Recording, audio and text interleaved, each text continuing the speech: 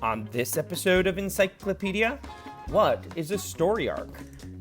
A story arc is a series of prompts that you can use to create an original story or to check a story that you are working on. It helps to create a story with an appropriate story arc. Here are the questions that you use. In the first act of your story, you establish your characters and problem. Prompt 1. Who is the main character and where does the story take place?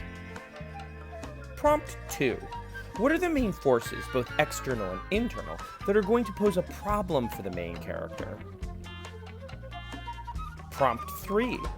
What is the problem that will be created for the main character that he or she will try to solve during the course of the story?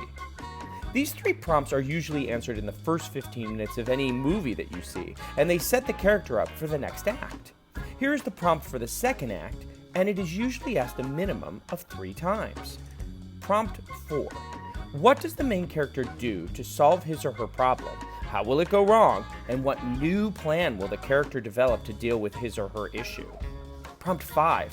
How does the character implement this new plan? How does it go wrong? And what new plan will the character come up with? Prompt 6. Again, how is this plan implemented? How will it go wrong? The character can keep going with new plans, but those plans usually keep going wrong. My one suggestion with story arcs, make sure each plan is uniquely different. Characters do not do the same thing over and over again. So if a character buys a gift in prompt 4 to solve the problem, have him or her do something completely different in the next prompt. For example, he or she could create a great work of art to woo his or her love. Finally, we have the third act.